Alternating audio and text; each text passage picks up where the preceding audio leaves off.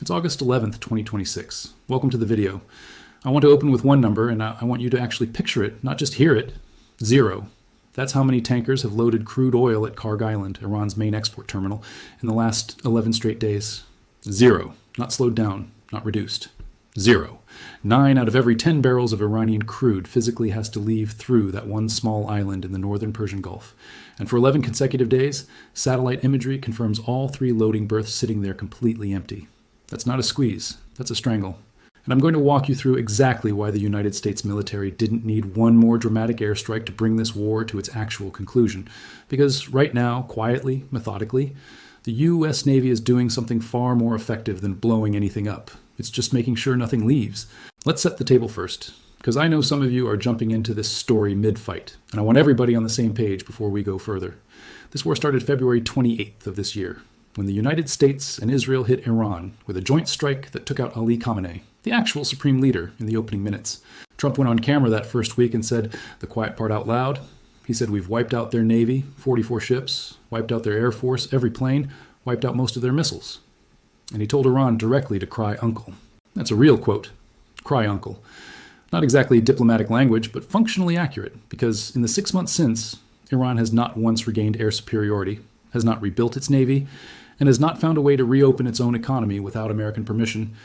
Iran closed the Strait of Hormuz in retaliation. The U.S. answered with a naval blockade starting in April. There was a brief ceasefire window in June that actually held for about a month. Oil started moving again, and then in July, the whole thing collapsed and the blockade came roaring back.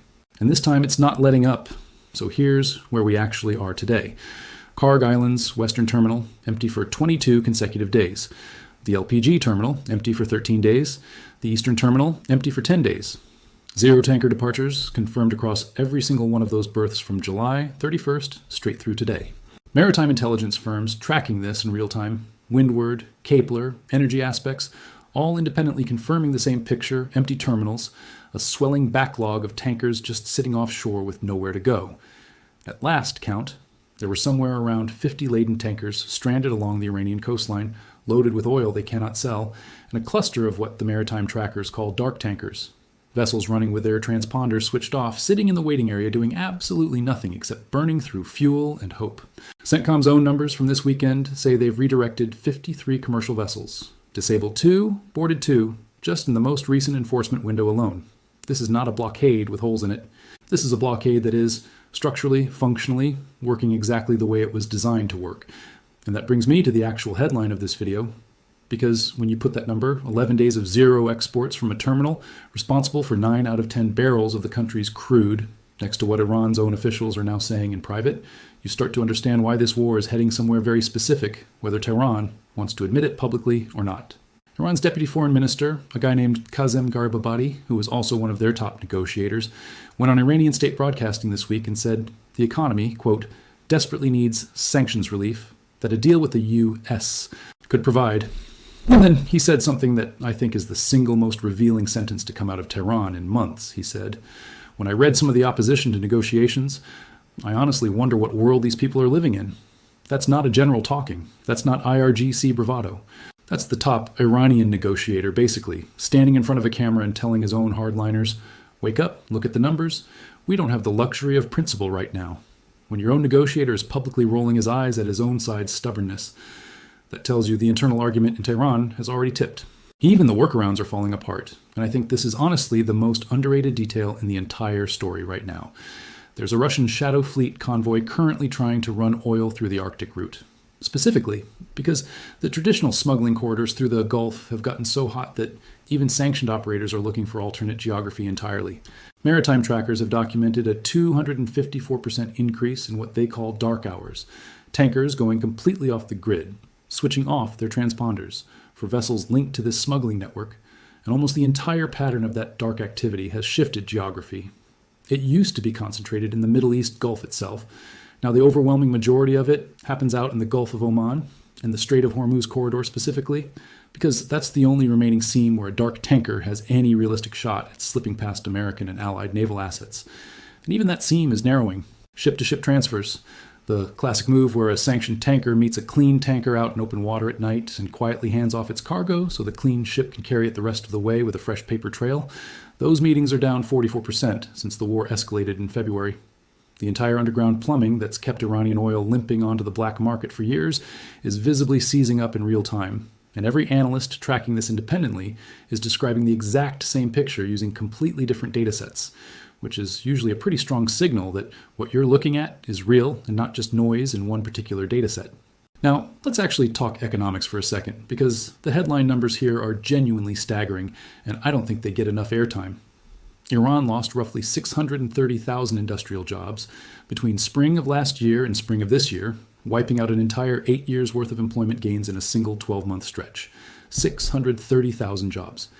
Think about the scale of a country having to absorb that kind of shock while simultaneously funding a multi-front war. On top of that, you've got the September 2025 UN snapback sanctions, the trigger mechanism that Britain, France, and Germany activated, which brought back the entire pre-2015 sanctions architecture on top of everything the US was already doing unilaterally. Nuclear restrictions, missile program restrictions, conventional arms trade restrictions, asset freezes, travel bans, the whole stack, reactivated all at once. That's on top of American maximum pressure sanctions that were already running, on top of European restrictions tied to Iran's drone sales to Russia. You're looking at what analysts are now calling the most restrictive sanctions. Environment Iran has faced since international isolation peaked back in 2012, except this time it's stacked directly on top of an active shooting war and a total export blockade. There is no clean historical comparison for a regime absorbing this many simultaneous structural shocks and still functioning normally. And functioning normally is exactly what Iran is not doing right now. Nationwide protests that started back in late December of last year, sparked initially by currency collapse and economic mismanagement, have continued rolling across all 31 provinces. 31 out of 31. Every single province in the country has seen unrest tied to the economic collapse. And here's the part that should genuinely worry the regime more than any airstrike could. Analysts studying regime stability are now openly asking whether the coercive apparatus itself, the security forces, the Bassage, the IRGC's own internal cohesion, holds together under this level of simultaneous pressure, because previous protest cycles into 2009, 2017, 2019, 2022, every single one of those happened while the regime still had a functioning economy and a credible regional deterrent to fall back on. This time it doesn't have either. It's trying to run internal repression and an external war and an economic collapse all at the same time, with a leadership structure that is, and I want you to actually sit with this one, less than 6 months old at the very top. Because remember, the man currently sitting as supreme leader inherited that seat after his father was killed in the opening strike of this entire war. There have even been reports, and I want to flag clearly that these are unverified, and Iran has obviously never confirmed anything like this on the record. But multiple outlets have reported claims of physical and psychological breakdown affecting the supreme leader during the most intense phase of the conflict, serious enough that there was reportedly a temporary handoff of operational decision-making. Again, unverified, treat it with appropriate skepticism, but even the fact that this rumor exists and keeps circulating in analyst circles tells you something about how fragile the picture at the very top of this regime currently looks from the outside. You don't get rumors like that swirling around a government that's radiating confidence. So Iran's own president, Masoud Pezeshkian, basically confirmed the internal alarm bells himself last month when he warned publicly that mounting economic pressure could fuel further public discontent. That's the president of the country, on the record, telling his own population, essentially, I know this hurts, and I know it might get worse. That's not the language of a government that thinks it's winning.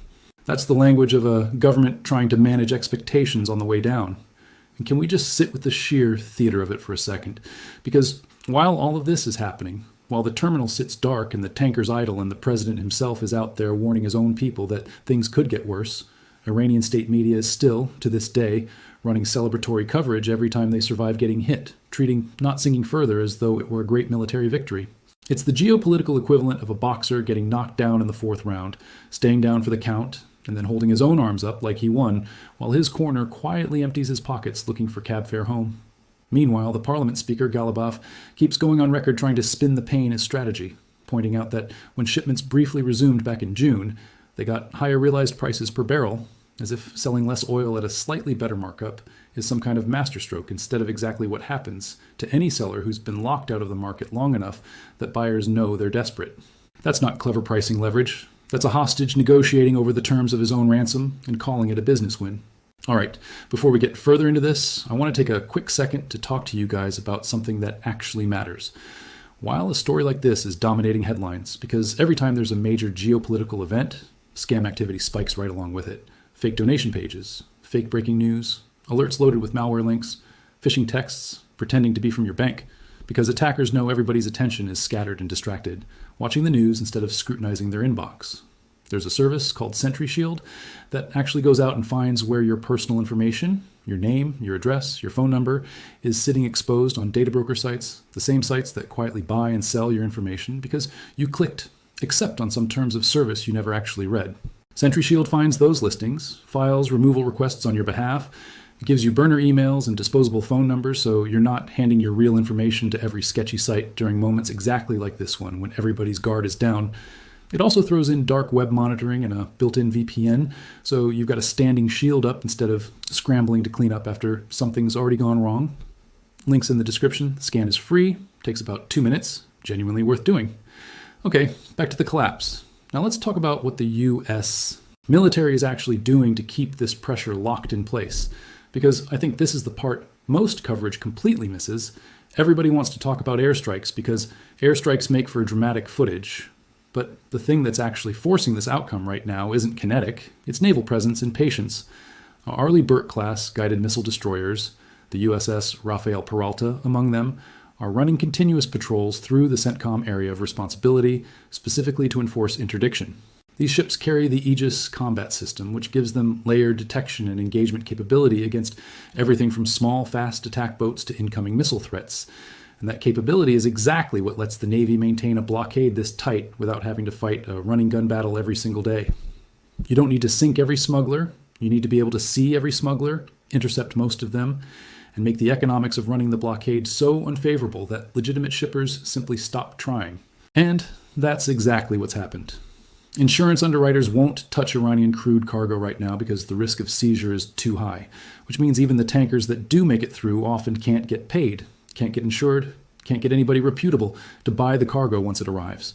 The blockade isn't just physical anymore, it's become a financial blockade that runs entirely on reputation and risk pricing, and that kind of pressure doesn't go away even if a few dark tankers slip through on any given week. And that's really the strategic brilliance of where this campaign has landed, whether it was designed this way from the start or whether Washington backed into it. Because remember, U.S. strikes on Kharg Island back in March specifically targeted military storage facilities, mine storage, weapons caches, and deliberately avoided the oil loading infrastructure itself. The terminals are still physically intact. Iran could resume full exports literally today if the US Navy stepped aside. That's the entire point. This isn't destruction, this is control. You don't have to bomb a country's economy into rubble if you can just stand at the front door and decide who gets to leave. It's a slower kill, but it's a much cleaner one, and it's one that doesn't require another 18 American service members to come home in flag-draped coffins, which is exactly the political outcome the current administration has been trying to avoid this entire war. It's also worth remembering just how thoroughly the underlying military capability has already been stripped away, because that's really what's allowing this blockade strategy to work without constant naval combat. Back in June of last year, before this current phase of the war even started, American forces had already struck Iran's core nuclear infrastructure, Fordow, Natanz, Isfahan, using bunker buster munitions specifically designed for exactly that kind of deeply buried target. Since the war reignited in February, CENTCOM has publicly confirmed striking more than 7,800 targets inside Iran, which is a scale of sustained precision engagement that simply has no equivalent in the modern history of that country. Iran's Air Force, per Trump's own count from the opening week, every plane. Iran's Navy, 44 ships, sitting at the bottom of the Gulf. What's left is a country that cannot contest the skies, cannot contest the sea, and has watched roughly 200 kilograms of its own highly enriched uranium sit sealed away in deep tunnels near Isfahan under constant satellite watch. Unable to move it, unable to use it, unable to even acknowledge exactly what state it's in without inviting another strike. When people ask why Iran doesn't just fight its way out of the blockade the way it might have during an earlier, less lopsided conflict, this is why. There's simply nothing left in the toolbox to fight with.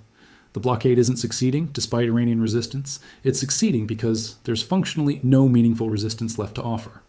Now, I do want to be fair here and give you the honest pushback, because not every analyst thinks economic pressure alone finishes this. Richard Bronze, who heads geopolitics over at Energy Aspects, made the point that the blockade being effective in stopping tanker traffic doesn't automatically translate into immediate pressure to compromise.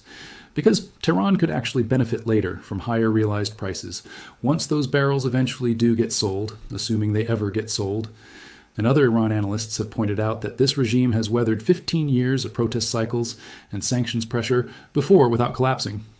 So betting on a clean surrender purely from economic exhaustion has burned a lot of confident predictions in the past. One analyst put it about as bluntly as I've seen anywhere. He said Iran has been isolated economically for a long time, but will it collapse in 6 months or a year? And then he answered his own question, I don't think it has 6 months or a year to wait. That's the actual debate happening among people who study this for a living right now. Not whether the pressure is real. Everybody agrees the pressure is real. The debate is purely about the clock. How much runway does this regime actually have left before the math stops working? So let's talk about the clock, because I think this is where the surrender case actually gets strong. During the ceasefire window back in June, when the blockade briefly lifted, Iran managed to ship somewhere between 40 and 70 million barrels in about 3 weeks. That tells you two things. First, it tells you the moment that door opens even a crack, Iran floods everything it possibly can through it, which is exactly the behavior of a government that knows it's on a countdown, not a government playing a patient long game. Second, it tells you exactly how much economic oxygen briefly reopening the strait is worth to them, and by extension, exactly how much oxygen they're currently being denied every single day this blockade holds.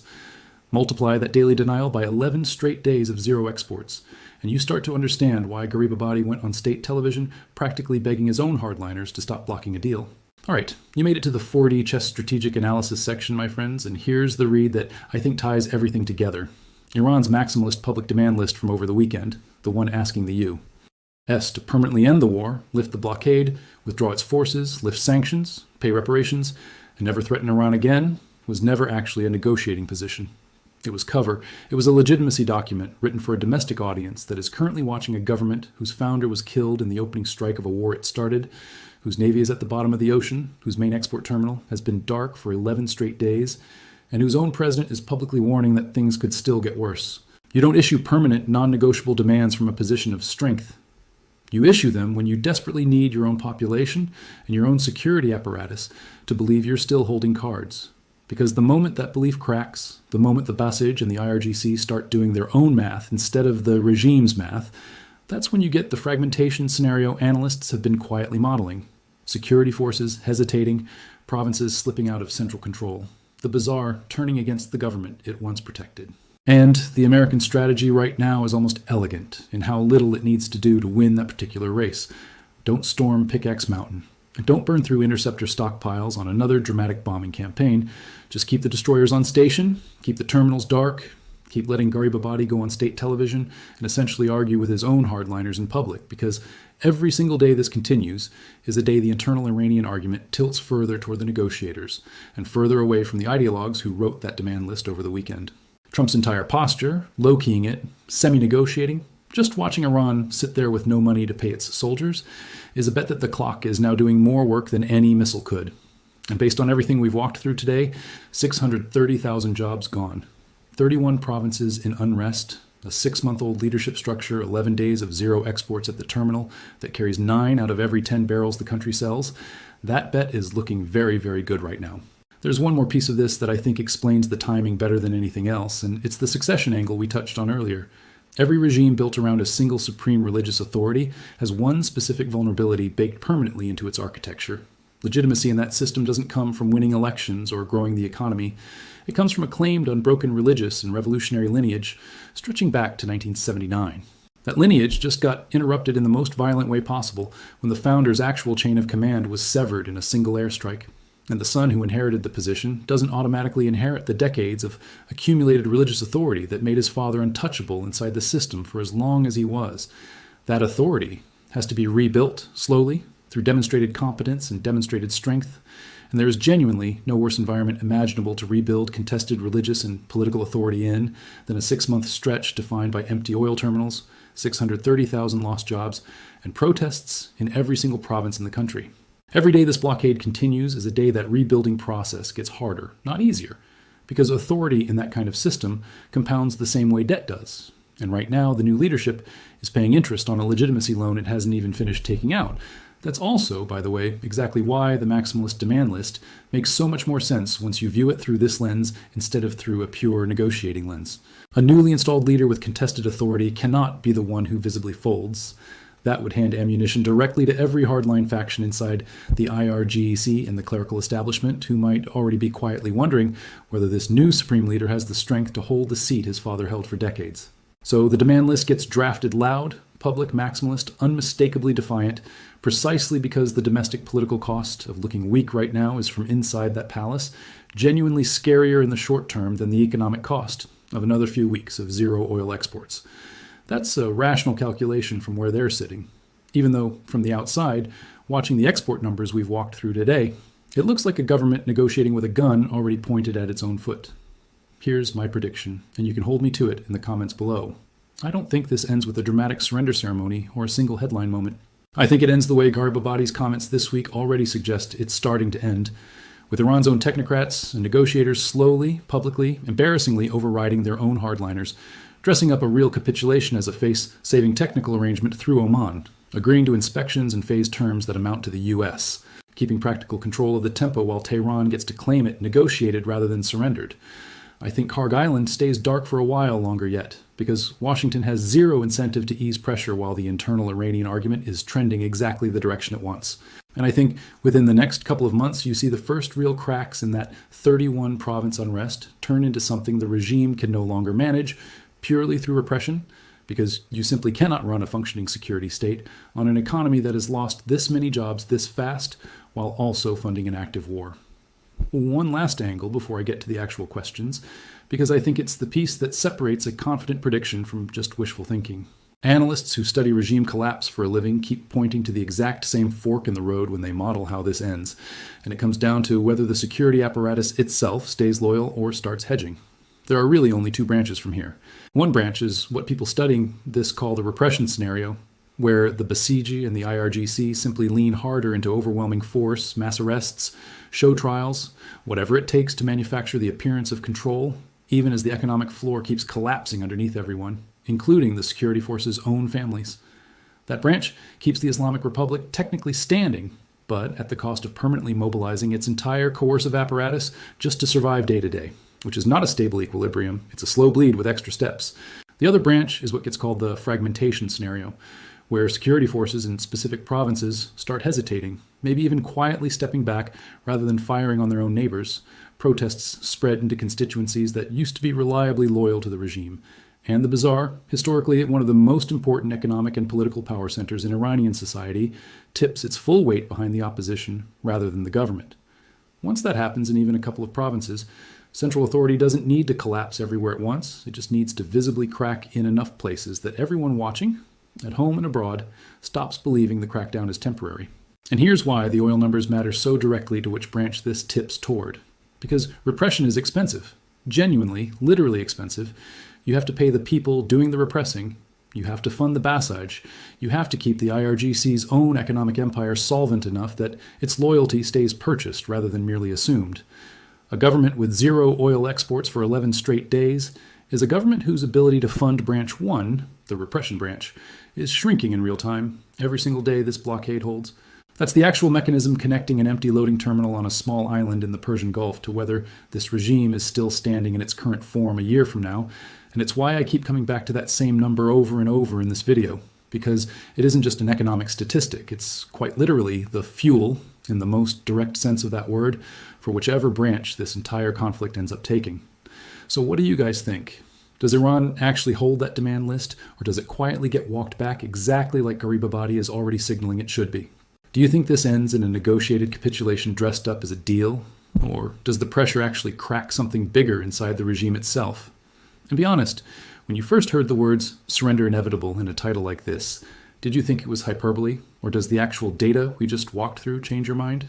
Let me know down in the comments. I read every single one of them, and if this breakdown gave you a clearer picture than the headline version everywhere else, do me a favor and hit that subscribe button, because I promise you this story is not done developing, and I will be tracking every single piece of it as it happens. If you know somebody who's been trying to follow this war and keeps getting lost in the noise, share this with them, because half the confusion out there is just people getting the headline without the actual numbers behind it, and you've now got the numbers. Thanks so much for watching, guys. I genuinely appreciate every one of you sticking around for the full breakdown instead of just skimming a thumbnail somewhere. Make sure you're subscribed so you catch the moment anything actually moves here, whether that's Karg Island finally loading a tanker again, whether that's an actual Oman framework getting signed, or whether that internal Iranian unrest we talked about tips into something bigger. Drop a like if this was useful, drop your prediction in the comments, and I will see you in the next video. And somewhere in a windowless office in Tehran right now, there's a junior economic advisor staring at a spreadsheet nobody outside the building is supposed to see, watching the number in the export column sit at exactly 0 for the 11th consecutive day in a row, while upstairs, a spokesman is rehearsing a statement about permanent demands and never being threatened again. The advisor drafts a private memo. It doesn't use the word surrender anywhere in it, because nobody in that building is currently allowed to type that word. Instead, it uses phrases like accelerated diplomatic engagement and revised negotiating posture and urgent economic stabilization measures, which is, if you translate it out of bureaucratic Persian and back into plain English, exactly the same word, just wearing a much nicer suit. He sends the memo up the chain. Nobody replies yet, but the tankers are still sitting there, still full, still going nowhere. And spreadsheets, unlike state television broadcasts, don't know how to lie.